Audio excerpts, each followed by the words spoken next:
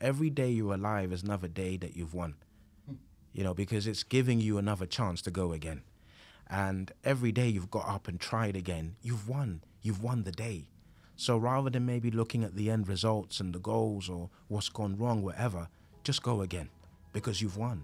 Win the day. That's what I say. You survive the day, you wake up again, you've won. You're victorious.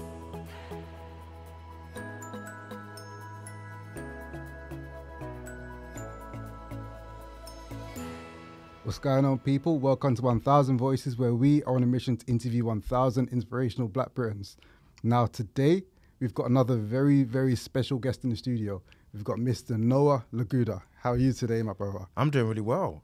Thanks for having me on the show. I'm really excited to be here. I know it's been a long time coming, been able to arrange this, so I'm really glad to be here with you today. So thank you very much for the invite. All good, all good. Happy to have you here. If you're watching this on YouTube, people, you'll see that Noah's come like he's dressed to talk some business.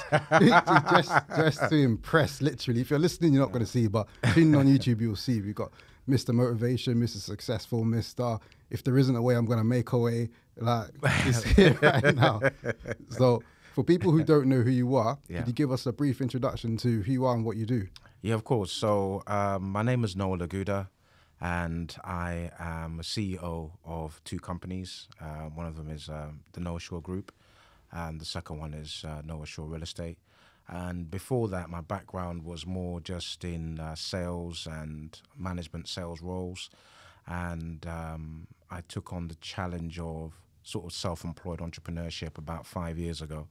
And ever since then, I sort of bit the bug. And so who am I? I'm not quite defined by, what I do, but essentially my identity is also intertwined with what I do in that sense, because to be an entrepreneur, to be, a leader, to be, a director of a company, it does require a lot of different qualities, and I believe you have to be built for it. So I'm just a very passionate individual, very driven, family-orientated person, and I believe in, obviously, the famous sort of line, generational wealth, in that sense. So that drives me. So I'm very, very driven in my goals and my objectives. I'm very disciplined in what I want to achieve, and yeah, that's kind of a basic sort of description of what I do, who I am, and why I do it. Perfect. Thank you for that. So before we get into your upbringing and talking a bit about more about your business and what you do, could you tell us what's your why behind everything you do? My why behind everything I do. My why is driven by, a passion to not settle for less. And I've always wanted to be, the best at whatever it is I do. And the reason why I have that sort of determination essentially is because I've just always believed that there's more, and the top of the mountain is literally just the bottom of the other. So I just believe in climbing. I believe in, always aiming for, something higher, something better. And that's my why. So my why is kind of never ending, because whatever it is that I have achieved or will achieve, I don't think will ever be, fulfilling, because I always believe that there's still another summit to climb, and that's my why. It's just, to keep aiming for the stars, because you may never reach them. So you just have to keep aiming. That's perfect. All right. So looking back at your childhood then, do you have any experiences, or is there anything within your childhood you can look at that would sort of explain, that determination, where that's come from? Looking back at my childhood, I've always been someone who maybe didn't know who they were. I did suffer a lot with sort of character identity issues and sort of actually understanding who I am as a person, and most importantly, what my purpose in this world, was or is. And with that, you do get sort of distracted. You join the wrong crowds and you meet the wrong people, and you get influenced to do things that maybe, your parents told you not to do. I'm sure we've all done that. And, I guess there's a lot of self-reflection, for myself, when I reached a certain age and I realized my life just wasn't going the way that I wanted it to go, and, my GCSE results were not great at all by any means. a lot of D's and E's.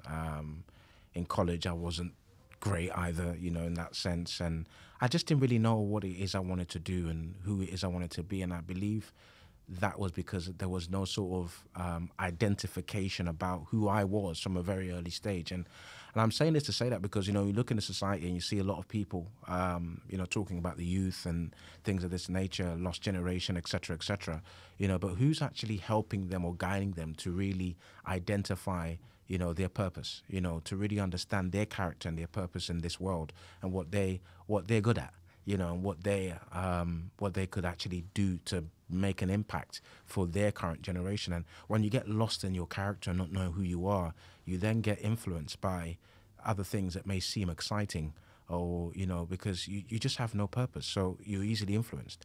And I guess that was me, and it took me a long time to really sort of realize what it is that I stand for, what it is that I want to achieve, and of course what my purpose is. Can you talk a bit more about the character identity issue and what that was like at that period of time, and also what the journey has been like for you in coming to understand a bit more about your own character and identity?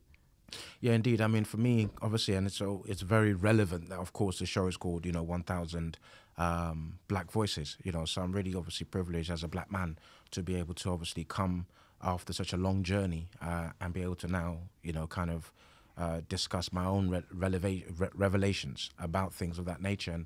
And when I'm talking about character identity, it also falls back to history. You've got to know a little bit more about, where you've come from. And I feel at times when, because I lived in Nigeria actually for some time, and I think, coming over here at quite a young age, even though I was born here, famous story, happens all the time. Mum and dad took me back to Nigeria, then I came over here at a certain age, and then, you kind of get lost within that whole transition of knowing exactly who you are, where you belong, and of course what you stand for. And I feel it's important to know your roots. It's important, and had I maybe stayed in, Africa for a longer period, I may have been able to identify certain aspects of my character, and my purpose maybe, because coming here, I kind of totally didn't connect with, my purpose or who it is that I wanted to be. So definitely, I believe the history is a very important part of it, and obviously we're doing this, podcast in Black History Month. And I believe things like that, shouldn't be based on a month. There should be something that is revolving and evolving all the time, where the younger generation need to know about their history. I never knew, that, Africa used to have a lot of royalty, a lot of wealth, a lot of prowess, before slavery and before, colonialism and all that kind of stuff. I never knew that, So things like that, helped me connect with my true worth and my true, purpose, knowing that my ancestral lineage is of royalty, and I find that so fascinating that we don't get taught that, in this day and age. And it's extremely important for the youth to really identify with their history, because if they do, I think it could really, really inspire them in terms of their future. That's amazing. So it's sort of like you've gone on a journey, learning more about your history. Going back to Nigeria has probably played a role in all of that. Yeah. But learning more about history and then coming more sort of comfortable and developing that sense of identity. Yes. And then from there, that's empowered you to be as motivated and ambitious as you are right now today. Indeed. I mean, look, we all go through different things in our life, yeah? And what I would say is when you suffer setbacks in life, you're going to determine the outcome. So you can use that setback either as a motivation to achieve great things, or you could use that setback and be demotivated, and then you end up homeless, or you end up in jail, or you end up on drugs, or whatever it is. So for me, I looked at setback as a defining moment. That if I use this setback as a motivation, to step up, then I would never ever need to ever look at a setback as anything that I should worry about. But if I use this setback as something to demotivate me, then that puts me in a different category where my life now will be driven by setbacks, and they will crumble me, and essentially, it'll be a life not worth lived. So I feel, you know, that understanding how to motivate yourself when you suffer a setback is a key defining moment in your life, because once you crack, you know, that code of being able to motivate yourself, being able to drive yourself in the midst of setbacks, I think that's what changes you to a different animal. That's quite interesting. There's a great book. What's the book? The book is called Failing Forward. That's it. Failing Forward. You know I've heard of that book. Yes, indeed. Yeah. John C. Maxwell. So Yes, I've read most of it anyways, and Yeah. it's really good actually. Yeah. It talks pretty much about what you're talking about right now. Indeed. Every single person in this whole wide world, Yeah. especially if you're embarking on some kind of an entrepreneurial endeavor, Yeah. you're going to experience some setback, some failure at some point. Indeed. If you don't, it means you're probably not pushing yourself. You're just Yeah. in that comfort zone. Yeah. But then what sets apart the very successful people from the not as successful people is the ones who fail, Yes, indeed. get back up. I agree. They experience some setbacks, and then they use that. They take whatever lesson they can take from that, Indeed. and then get back up and then move forward. I agree. Every Totally single agree. successful person in this world has failed a number of times. Indeed. a number of times. Indeed. and, Indeed. you know, Indeed. they just I mean, you know, you've got Walt Disney, who failed, you know, multiple times. You have the KFC, the man who started that, who failed multiple times, and the list goes on and on and on. You know, of very famous entrepreneurs, you know, who products that we use or who we buy. You know, there's the founder of Starbucks. He failed hundreds of times before he was taken seriously. You know, and many other inspirational stories. And I find those things really fascinating. You know, that they've used these multiple setbacks in order to create legacy and generational things that we today here are still, you know, utilizing and using. Just like the light bulb, you know. You know, the gentleman who invented the light bulbs, I think he failed about 1,000 times. Yeah. And then got it right that 1,001th time. But if not for him failing 1,000 times, we wouldn't have all these light bulbs and things that we have around us today, you know, where we're driven by light. It'll probably be the same thing with electricity, probably the same thing with the mobile phones that we use, the same things with TVs and cars. Someone had to fail in order for us to have these things that we have today to drive society forward. So we have to embrace failure. We have to fail forward. Yeah, for real, definitely. Yeah, we'd be sitting here with candles otherwise. We'll be sitting here with candles. Yeah, literally. We'll be sitting here with candles. Yeah. Indeed, So indeed. I'm gonna fast forward a little bit actually. Go for it. Just on this topic of failure and setback. Yeah. In your own either career or entrepreneurial journey, have you had any major failure or setback, and what happened there, and how have you overcome that? Yeah, I mean, look, I've definitely experienced my own fair shares of failures, my own fair shares of setbacks, and you know, when things don't go the way you want them to go, it can be very frustrating. And what we find, especially as a leader in leadership, is that, you know, people that you're carrying along with you do not always have the same drive that you have, and it can be very frustrating because they do not understand why you're so passionate and why you're so driven. So you can come across as a very ruthless leader. And what I would say is that I'm not necessarily a ruthless leader. I'm just very ruthless about the goals and the objectives that I want to achieve. And if that makes me a ruthless leader, then so be it. But, you know, at the end of the day, I believe in total success, and that comes at a price. And when people don't get that, it can be quite disappointing, you know. Yeah, how did I overcome setbacks and failures? Keep going. You know, my famous line or cliche word is just never give up. Because when you give up, then you've actually ultimately failed. You know, and I do obviously give a lot of motivational talks and different things of that nature. And what I always say is this: every day you're alive is another day that you've won. You know, because it's giving you another chance to go again. And every day you've got up and tried again, you've won. You've won the day. So rather than maybe looking at the end results and the goals or what's gone wrong, whatever, just go again, because you've won. Win the day. That's what I say. You survive the day, and you wake up again, you've won. You're victorious. You got the medal. Keep going. You know, and that's it for me. You know, whatever setback I've faced before, I'll just keep going. No matter how difficult it's been, because it can be really difficult. Business, life, entrepreneurship, even personal life. It can be all difficult. It really can. Keep going, because in that attitude, along the way, you'll find a way to actually enjoy those difficulties. You know, you wake up for the challenge, because, you know, when you've actually achieved something monumental, it's just like a pit stop. it's like going to the petrol tank and filling up the tank. You still got to go again, So you got to learn to almost embrace the failures and find a way to enjoy them, because the more you fail, the more you're winning. Did you grow up, when you was growing up, did you grow up around people that were motivated like that? Like, did you get that sort of sense of motivation and ambition from family, from friends, the environment you were in, or anything like that? No. What was the environment like? I mean, the environment growing up was, I grew up in East London, and, at a time when there was a lot of kind of, disorder, with the youths and things and stuff going on.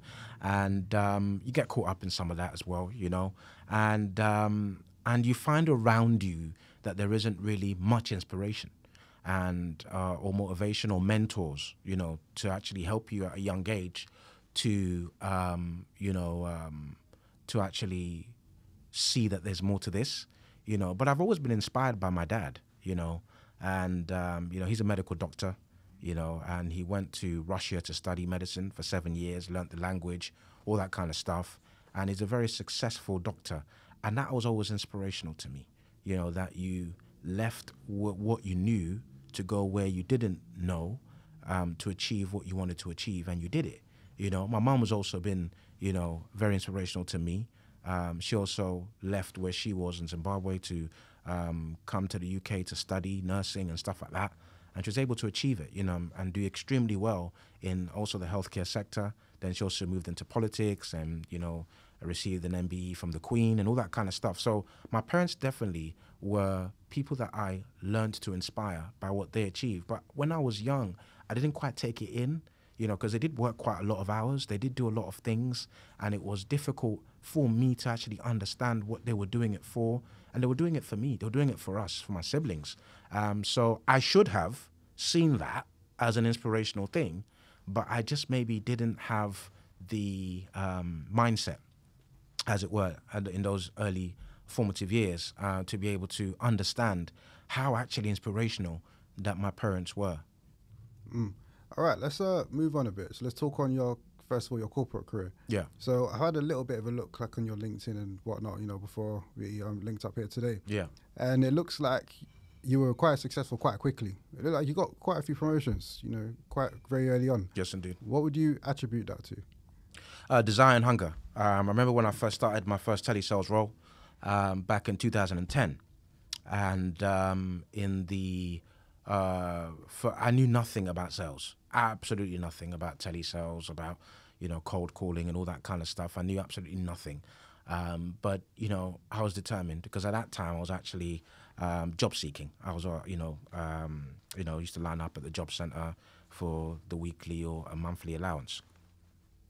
Then I stumbled across this role by grace. And what it was, I remember even in the first couple of weeks in the role, I was struggling to adapt to this sales, telesales, whatever. Then one of the managers in there put his arm around me and said, look, you've got a lot of potential. Stop getting frustrated. You can actually do this.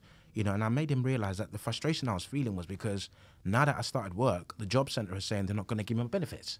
And I don't actually have any money to travel into work and stuff of that nature. And it was quite a critical time for me. He said, look, you keep working hard. You keep doing what you're doing. You keep learning and focusing. And I'm telling you, in a month's time, you're never going to need to sign on. And that was very important for me, because I took that advice and I did what he said, and I just started to excel. And they noticed, that there was a flair for it. For me, and I used to get extra support and extra training and all this kind of stuff, and extra mentorship, which was really good, because they could see how badly I really wanted it. So 2 months into that, everything was going really well. I went for an in-house promotional interview to become a team leader of the part-timers, about 60 of them at the time. Remember, this is 2 months in. I know nothing about sales, nothing about leadership, management, all that stuff. And I don't know, I was graceful, enough to get that promotion. And I would say that really was the first time that I knew that, my career has taken off, when I got that responsibility. And I just thrived in that role. I really did, and I just started improving my skill set as much as possible. And then kind of in that role, the rest was kind of history. I just kept getting better and better and better and better and better, and I just became better at teaching, coaching, leading, managing, showing others how to do it, creating new techniques, writing new scripts for the team to use, writing new pitches and all this kind of stuff, and just, you know, doing amazing stuff that I never thought was possible, you know. And I was there for about, almost 7 years in that role. Really fortunate, you know. Bought my first house because of that role, and many other things, you know, I was able to achieve because of that role. And but I reached a point in that role, I was on about, you know, 80K a year plus, and it wasn't enough. You know, I was comfortable, very comfortable, good role, knew what I was doing, you know, very well respected and treated, but it wasn't enough. I reached a point, 80K a year wasn't enough, you know, and that's when I made the decision that I need to leave and go and, in a way, start doing my own thing. Do you have a self-development routine or practice that you follow? Yeah, I mean, look, I listen to a lot of motivational videos. I really do. And inspirational speakers, you know, I mean, I'm sure you've heard of them before, the likes of, you know, Les Brown, you know, Tony Robbins, Eric Thomas, the Myron Goldens of this world, and many others as well that I listen to from time to time. But I also do a lot of inner thoughts, you know, because it's good for others to motivate you, but you need to be able to motivate yourself. You know, so I'm always encouraging myself. I'm always thinking positive. You know, no matter whatever the situation is, I'm always looking for a solution. There must be a way we can solve this. And it's having that mindset for me where I don't necessarily need to have a routine to stay motivated. I'm just constantly motivated. Sometimes it irritates the people that I work with because it's just everything you're saying is always positive. Come on, can you not see the negative? I don't allow myself to be conditioned by the negative. You know, I'm always conditioned by the positive, and that's what for me attracts, you know, good things. All right, let's talk entrepreneurship. Yeah. So you mentioned at the start, you've got the real estate side and you've got the group. Correct. In general, and the group Yes, handles, indeed. I'm guessing, the other finance, like insurance and whatnot. Yes, indeed. Can you speak a bit about, just first of all, a bit more into what the group, well, actually both sides, the property, the real estate side and the group, what things you and the team do, and what the realities were like when you're actually trying to set the business up? How did that go? How did that work? Yeah, brilliant. So when I left the sales role I was in for 7 years, you know, very grateful for the position. So I realized that for what I was earning at that time, it was going to be very difficult for me to walk into another job and start off with 80K a year, you know, especially if there's no experience or in that particular field or whatever. So for me, I looked at what I can do in order to kind of on par, you know, earn what I was earning or more, which is what I wanted to do. So I stumbled across the insurance industry, again by grace, and, you know, the life insurance and all that kind of stuff, critical illness and income protection industry. And I was fascinated by the products because I had them myself, because by then obviously I had a mortgage and all that kind of stuff and a family. So I had those products, but I was fascinated by them because I knew the importance. But I was also fascinated by what I could earn by selling those products. The challenge obviously was I had to find my own clientele.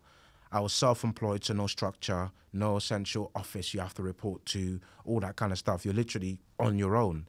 And then I think that's where the mindset I had was really fitted for that, because I was always disciplined, and I've always believed in discipline. Very important. I don't play with time. I tend not to. And I also, I don't play with my goals. So if you set me a task and I know what it is I'm going to do, you bet yourself I'm going to get it done. So I feel that role was actually tailor-made for me, you know. So I got into it, and I had to kind of utilize existing networks. I had to learn on, you know, I would say what it would take to become an entrepreneur, you know, because you're having to source your own clientele, do your own marketing, you know, package yourself, brand yourself. So then I started using social media and all that kind of stuff. Before I never really used to do all that.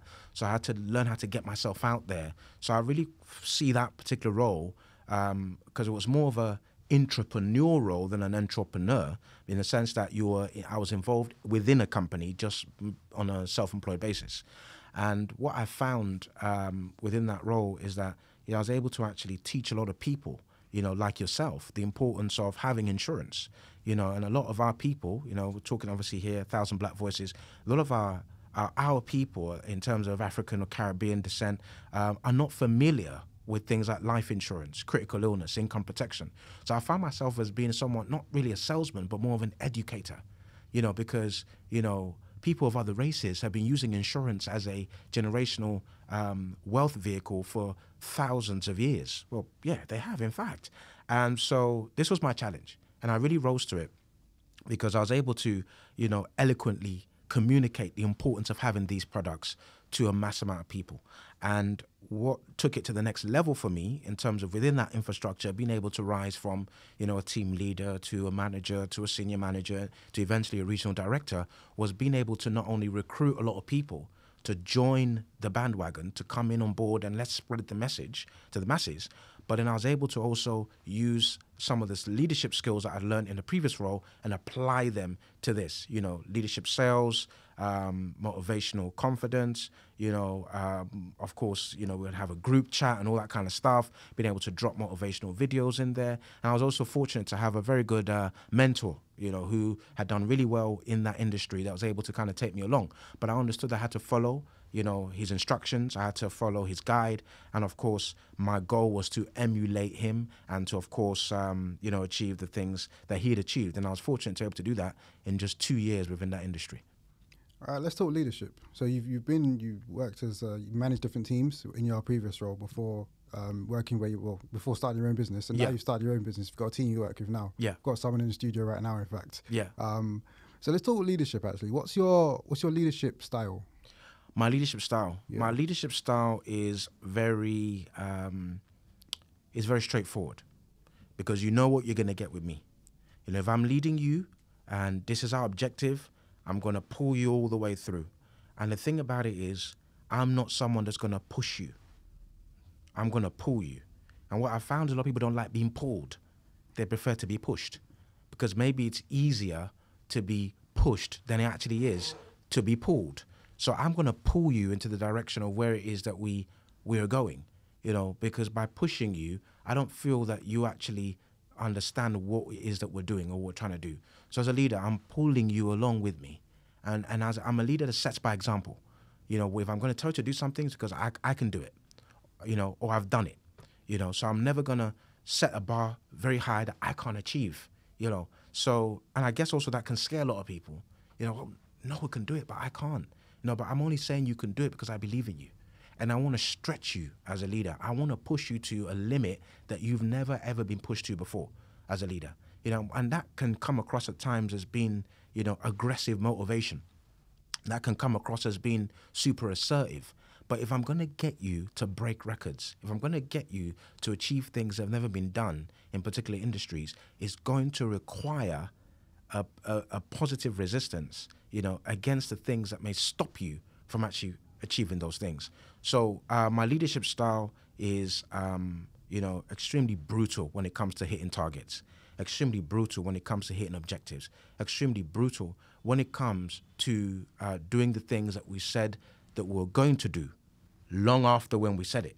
It's all well and good. We sit in a board meeting or whatever it is, and we say, this is what we're going to do. And then after the meeting, no one's doing it, So I make sure we do what's got to be done, and that scares a lot of people in this day and age. They don't want to be told the hard truths. I would tell the hard truth, because I tell myself the hard truths every single day.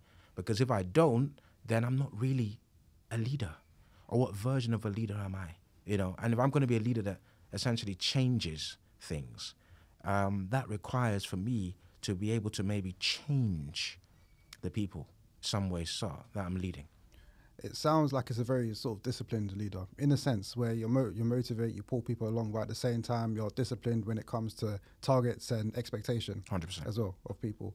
And you sound quite disciplined yourself as well. That's the vibe I get for speaking with you and you talking on your journey. Would you say you're a disciplined person, and have you developed that discipline, I should say? Yeah, I believe I'm a disciplined person. Discipline is, for me, a fundamental of leadership and also fundamental of success. And whatever it is you're going to do. Because right now, I'm very disciplined because I want to grow the Noahsure group. I want to grow the Noahsure Real Estate Group. I really want to grow these companies. And in order for me to do that, it requires extreme discipline towards these targets. So if you're saying you want to lose weight and that's your goal, I expect you to be really disciplined in regards to the way you eat. I expect you to be disciplined about how many times you work out. I expect you to be disciplined about, what it is you're trying to achieve. And it's not just about losing weight. It could be whatever it is that you're trying to achieve. You may not be disciplined in everything. I'm not disciplined in everything. But with what it is that I've set my heart to do, of that, I'm disciplined. And what it is that has made me that way is just this relentless desire to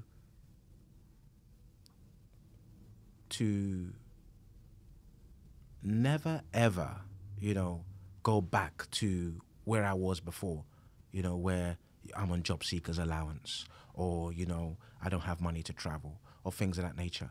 That relentless desire. So I'm not saying that I do it for money, because, money comes and money goes, but I'm doing it for impact.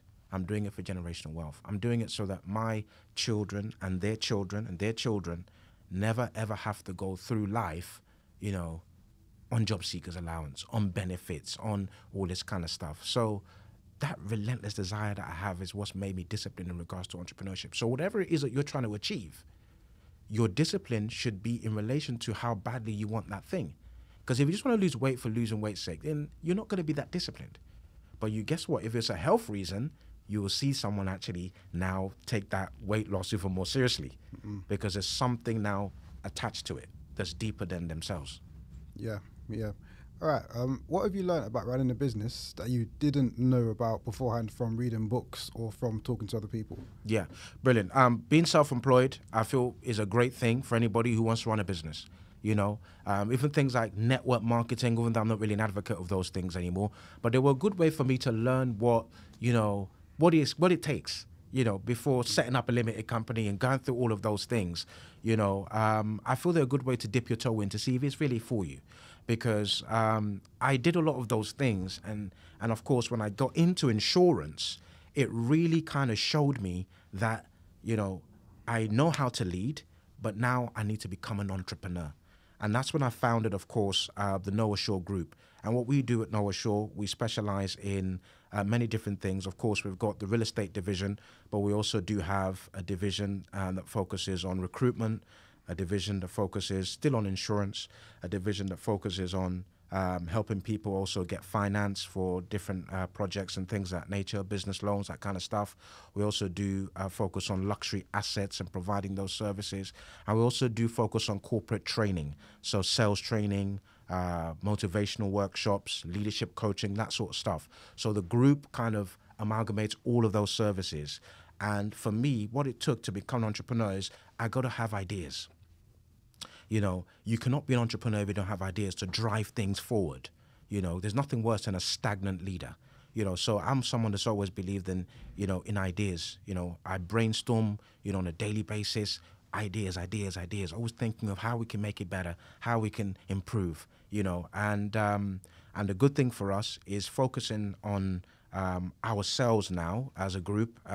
In terms of the Noahsure Group, we've now been able to branch out with the Noahsure Real Estate, which is now specifically catered to property needs. So buying and selling properties for people, the acquisition of development sites for land, for buildings and things of that nature, sourcing property for people, doing renovations, conversions, all that kind of stuff, helping people make money through property. So that's been fully branched out as a limited company. We've got the website, everything for that done. Now, once that's all ticking along and going well, within the group, we'll probably break out maybe the recruitment aspect of it, where we'll focus solely on that, and then we'll branch that out, and then the insurance, and then all the other things. So the group in itself will have all these different subsidiaries, that are actually working on their own entities, but still obviously, maintained and owned by the initial group. And how do you do that? How you do that? It takes years to understand entrepreneurship. It takes years to understand leadership, because all these things, first and foremost, start from within, and so I had to really search within to understand what it is that I wanted to achieve. And by knowing that is why I've had the vision that I have to be able to supply these different services to the community and to the world as a whole. All right, so it seems like you've been working hard for a long period of time. Yes. Like even now you're going on a viewing after this podcast recording. Yeah. What do you do, if you do anything, for downtime?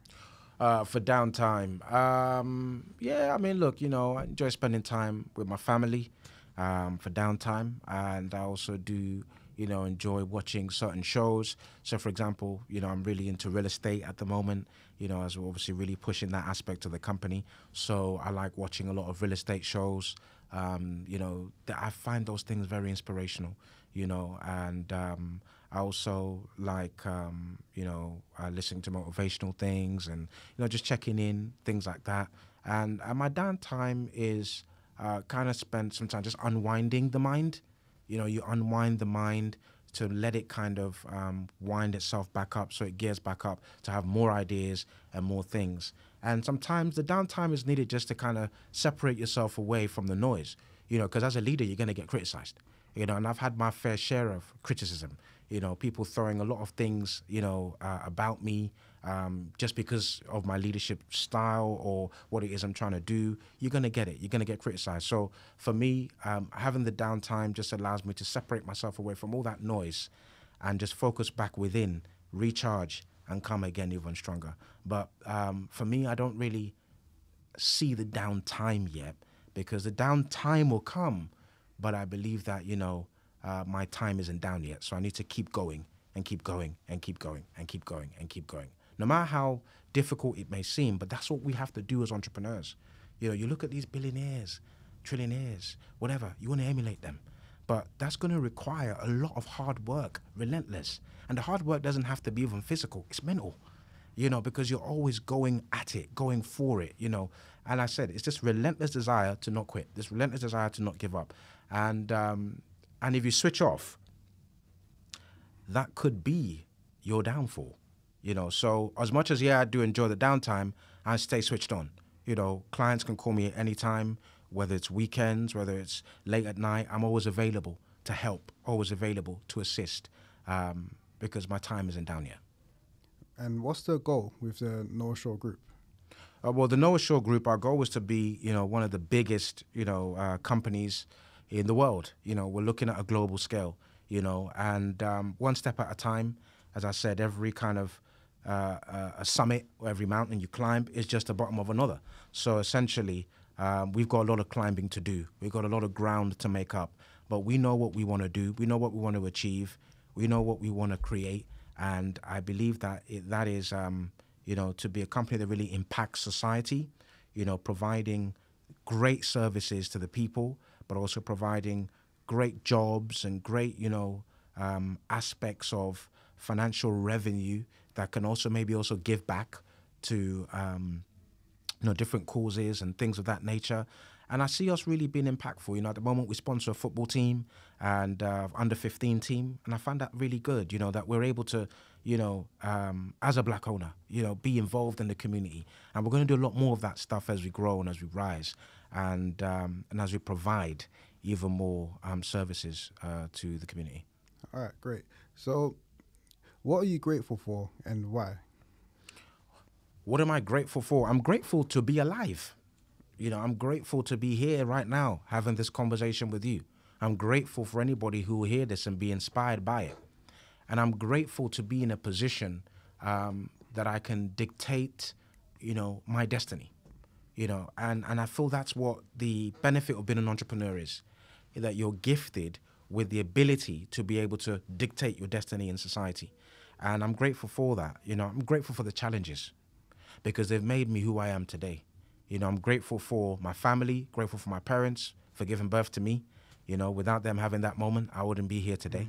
So I'm really grateful, for the people that I work with, people that support me, my business partners. I'm really grateful for the people that, that doubt me, because their doubt has only fueled an ambition and a drive in me to be even better than I was. And I learn a lot from criticism. I do. I may not say it, but I learn a lot from it, because I'm thinking, how can I be better? Not how can I not be criticized, but how can I be better? And I'm grateful for life. I really am. All right, perfect. So as we prepare to wrap up, final question for you. Yeah. What does the next chapter in your own story look like?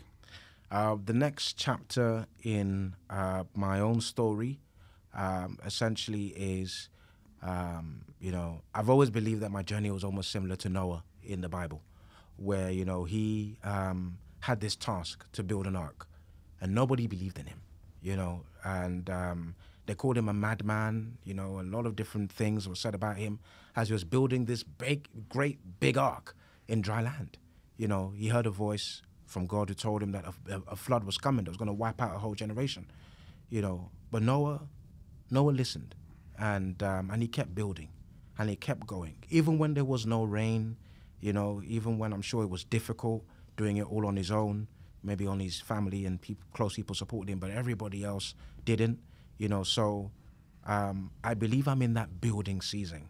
I'm still building the ark. We are still building the ark, and I believe that when the ark is fully built, and then the flood comes, and then we survive it, I think only then will people be able to understand my journey and the journey of Noahsure.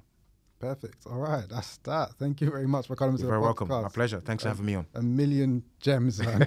You've dropped for us today. Thank you. So as we're wrapping up, have you got any final words? And also, if people want to keep up to date with yourself, with the Noahsure Group, how can they do so? Yeah, very available on Instagram. Noahsure Group, Noahsure Real Estate. Also our website as well, noahsure.co.uk.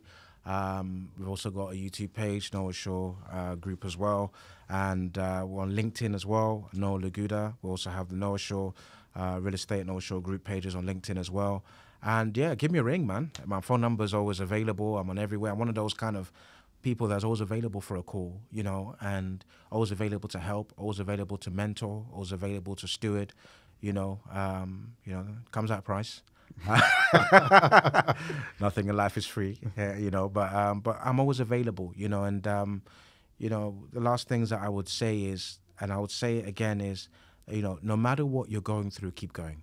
And I know how difficult it can be at times, and we all face the same struggles, but in different ways, but my advice to you is don't quit, keep going, because your turnaround is literally about to turn around. All right, great. So thank you for coming to the podcast once again. Really appreciate it. Thank you for having me on. A million gems, like I've said. Thank you. And and that's that for now, people. So thank you for tuning in. This is 1000 Voices. Today we had Noah Laguda, the founder and CEO of the Noahsure Group. And for now, we're out. Thank you so much. That was brilliant. That was really good. Thank you very much.